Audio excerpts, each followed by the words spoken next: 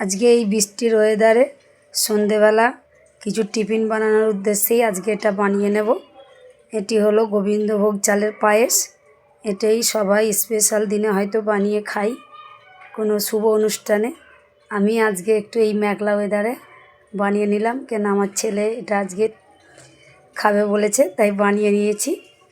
আর হয়তো এইসব দিনেও ভালো লাগতে পারে, কেন জন্মদিন বলো যে কোনো স্পেশাল দিনে এগুলো হয়তো অন্য কোনো খাবারে থাকে বলে এটাকে অতটা কেউ খায় না বেশি করে, কিন্তু এরকম অফ দিনে বানালে একটু বেশি খাওয়া যাবে, তাই আজকে বানিয়ে নিলাম। কিভাবে বানাচ্ছি আপনারা দেখুন আমার ভিডিওর মাধ্যমে, আর দেখে ভালো লাগলে আপনারাও বানিয়ে খেতে পারেন। আর যদি আমার ভিডিওটা ভালো লাগে তাহলে ফেসবুক দিয়ে দেখলে ফলো দিয়ে রাখবেন, ইউটিউব দিয়ে দেখলে সাবস্ক্রাইব করে রাখবেন। ইউটিউবে আমার চ্যানেলের নাম হচ্ছে সিহান ব্লগ। তাহলে এবারে ভিডিওটা শুরু করছি, আপনারা দেখতে থাকুন।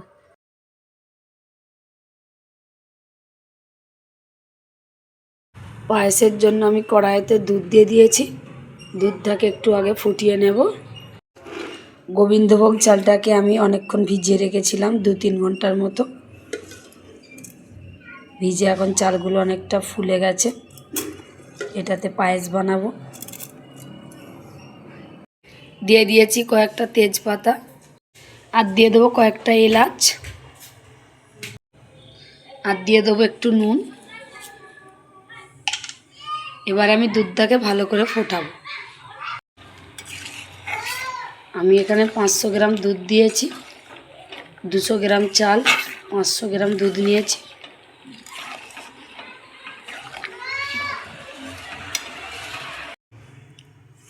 দুধটা খুব ভালো করে ফুটে গেছে। এবারে আমি চালটাকে দিয়ে দেব, ভিজিয়ে রাখা গোবিন্দভোগ চাল। এটা হচ্ছে গোবিন্দভোগ চাল।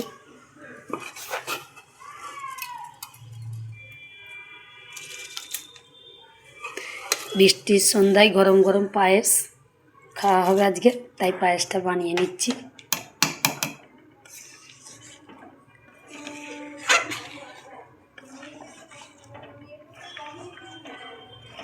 চালটা অনেকক্ষণ এমনিতেই ভিজানো আছে, নরম হয়ে আছে, তাই অল্পই টাইম লাগবে।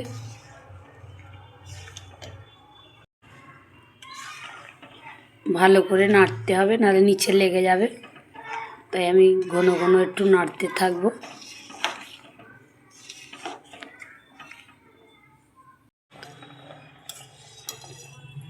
সিদ্ধ অনেকটা হয়ে এসছে। এবারে দিয়ে দেব কাজু বাদাম।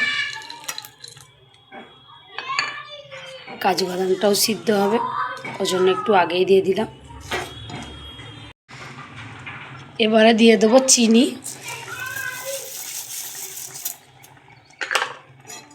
চিনিটা আপনারা যেমন মিষ্টি খাবেন সেরকমভাবে দিতে পারেন, আমি একটু কমই মিষ্টি দেব।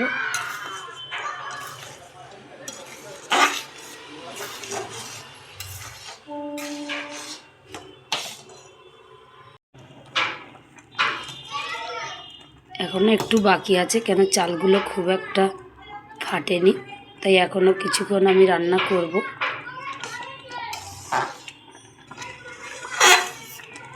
নেড়ে কিন্তু যেতেই হবে, নাহলে কড়াতে লেগে যাবে।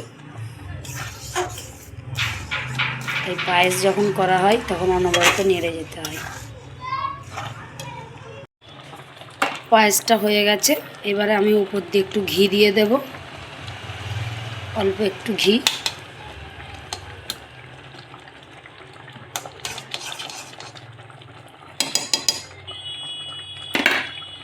ঘিটা দিয়ে ভালো করে একটু নেড়ে নেব।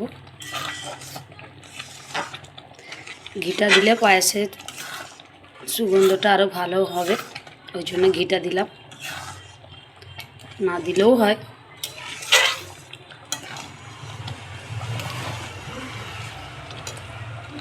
এবার আমি গ্যাসটাকে বন্ধ করে কিছুক্ষণ রেখে দেব।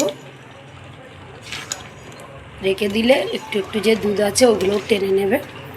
পায়েসটা কিন্তু খুব ভালো করে হয়ে গেছে, আর জাল দেব না। বাদামগুলোও সব ফুলে মোটা হয়ে গেছে।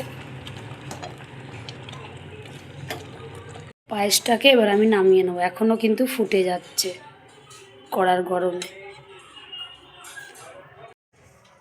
পায়েসটা বানিয়ে নিলাম। এবার একটা বাসনে ঢেলে নিয়েছি। এবার আমরা খেয়ে দেখব কীরকম হয়েছে টেস্টটা। আপনারা ভিডিওর মাধ্যমে দেখুন, আর ইচ্ছা গেলেও কিছু করার নেই, বানিয়ে খাবেন।